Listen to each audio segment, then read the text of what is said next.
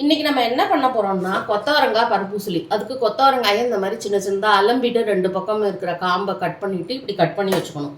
இதை ஒரு பாத்திரத்தில் போட்டு உப்பு மஞ்சள் பொடி போட்டு இதை வேக விடணும். இது பண்ணணும்னா ஒரு 8 மணி நேரம் முன்னாடியே என்ன பண்ணணும்னா 1 கப்பு கடலைப்பருப்பு, 1/2 கப்பு உளுத்தம்பருப்பு, 1/2 கப்பு துவரம்பருப்பு ஊற வச்சுருக்கணும். இதை ஊற வச்சுருக்கேன், நான் ஆல்ரெடி ஊற வச்சுருக்கேன். ஸோ இது முதல்ல கொத்தவரங்காயை நறுக்கிட்டு அதில் உப்பு மஞ்சப்பொடி போட்டு வேக விட்டா போகிறோம். பட் எனக்கு கொஞ்சம் டேஸ்ட் என்ஹான்ஸ் பண்ணி வேணுங்கிறதுக்காக நான் கொஞ்சம் மிளகா பொடியும் போடுவேன். போட்டு கொஞ்சம் தண்ணி விட்டு வேக விடணும். அடுப்பு ஆன் பண்ணிடலாம்.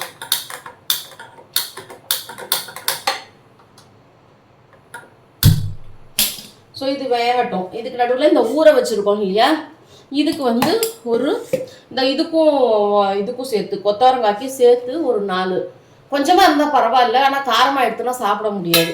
மிளகா வத்தல், உப்பு, அதுக்கப்புறம் பெருங்காயம் போடணும். பெருங்காயத்துக்கு முன்னாடி ஏன்னா கீழே போய் மிக்சியில் ஒட்டின்றோம், அதனால மிக்சி ஜாரில் முதல்ல இதை போட்டுக்கலாம். பருப்பை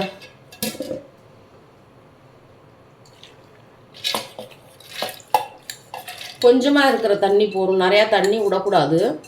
விட்டோம்னா அது நிறைய எண்ணெய் இழுக்கும். அதனால எப்படியுமே பருப்பூசலி கொஞ்சம் நிறையா எண்ணெய் ஆக தான் செய்யும். இது இன்னும் ஜாஸ்தி இழுக்கும். இப்போ பருப்பை போட்டதுக்கப்புறம் நம்ம இதுக்கு பெருங்காயத்தை கொஞ்சம் போட்டுக்கலாம். ஏன்னா முன்னாடி போட்டால் அது மிக்சியில் ஒட்டின்றோம், அதுக்காக. இப்போ இதை நல்லா அரைச்சிட்டு வரலாம். ஓரளவு குறைன்னு அரைச்சா போகும், ரொம்ப மையம் அரைக்கணும்னு இல்லை, அதுக்குன்னு ரொம்ப குறைன்னு இருக்கக்கூடாது. இதை இப்போ அரைச்சின்னு வந்துடலாம். இது வேகட்டும் அதுக்குள்ளே. இப்போ என்ன பண்ணணும்னா அடுப்பில் இழுப்பச்சட்டியை வச்சு இது ஓரளவுக்கு குறைன்னு அரைச்சாச்சு. இந்த அளவுக்கு அரைச்சா போகும், ரொம்ப வழுமூணு அரைக்கணும்னு இல்லை. கொஞ்சம் நிறையா தான் இது பருப்பூசலிக்கு எண்ணெய் ஆகும். பருப்பூசலி எதுலெல்லாம் பண்ணலாம்னா வெங்காயத்தில் பண்ணலாம், மெயினாக கொத்தவரங்காயில் பண்ணலாம், பீன்ஸில் பண்ணலாம். இது மாதிரி காய்கறிகளில் பருப்பூசலி பண்ணலாம். கொஞ்சம் எண்ணெய் நிறையா தான் ஆகும். இது அடுப்பை பெருசாக வச்சுக்கலாம். வச்சுட்டு கடுகு போடணும்.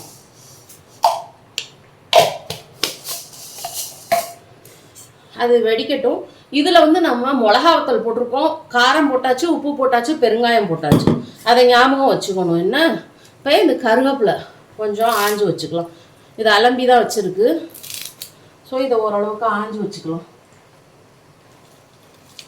இது கொஞ்சம் பெரிய இலையாக இருக்கிறதுனால இப்படி பிச்சுண்டா நல்லா இருக்கும் கருவேப்பிலை.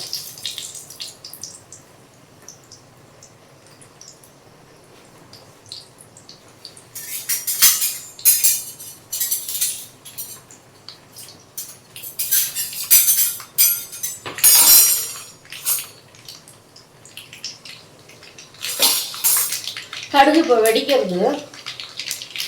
கடுகு மட்டும்தான் போடணும். அதுக்கு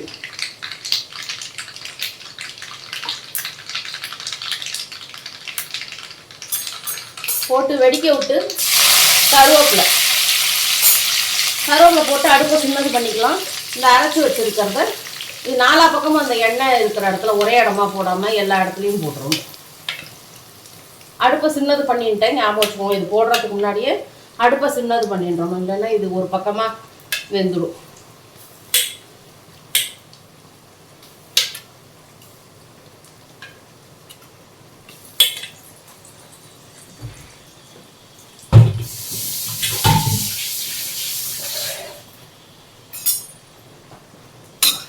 இதை நல்லா எல்லா இடத்துலையும் அந்த எண்ணெய் கருவேப்பிலை கடுகு எல்லா இடத்துலையும் போடணும். அந்த மாதிரி எண்ணெய் முதல்ல இப்படி தான் ஒட்டிக்கும். அது உதிராக வர வரைக்கும் நம்ம வதக்கணும்.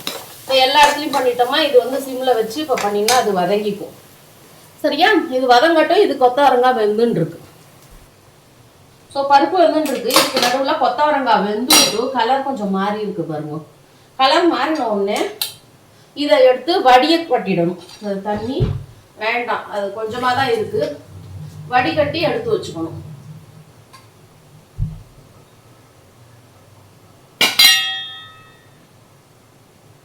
இது மாதிரி வடிகட்டி இருக்கு. சரியா, இதை எடுத்து தனியாக வச்சுக்கணும் நம்ம.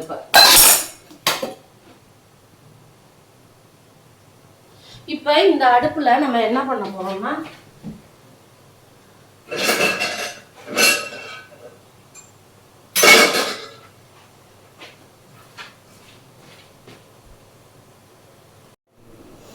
இப்போ இந்த பருப்புசிலியில் பருப்பு பாருங்க எவ்வளோ நல்லா வெந்துருக்கு. ஒரு மாதிரி கோல்டன் கலரில் உதிரியாக வந்துருத்தா. இப்போ நம்ம என்ன பண்ணணும்னா, இதில் ஆல்ரெடி உப்பு, காரம், பெருங்காயம் எல்லாம் போட்டிருக்கு. இப்போ இந்த கொத்தமரங்காய் வேக வச்சு வடிகட்டி வச்சுருந்தோம் இல்லையா, இப்போ இதை இதில் போட்டுருணும்.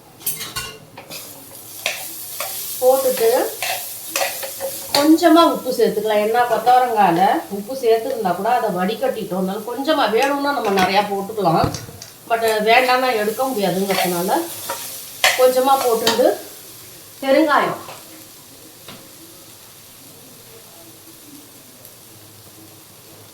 கொஞ்சமாக இன்னும் சேர்த்துட்டு இதை பரட்டி இது இன்னும் ஒரு 2 நிமிஷம் இருந்தால் போதும், ஆயிடும்.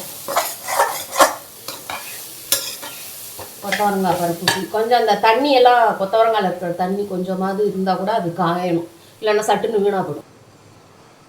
ஸோ இப்போ நல்லா உதிரியாக வதங்கிடுச்சு கொத்தவரங்காய் பருப்பு புளி, ரெடி டு சர்வ். ஸோ உங்களுக்கெல்லாம் பிடிக்கும்னு நினைக்கிறேன். பார்த்தாலே நல்லா இருக்கும். ரொம்ப டேஸ்டியான கொத்தவரங்காய் பருப்பு புளி, சூடான சுவையான கொத்தவரங்காய் பருப்பு புளி, ரெடி டு சர்வ்.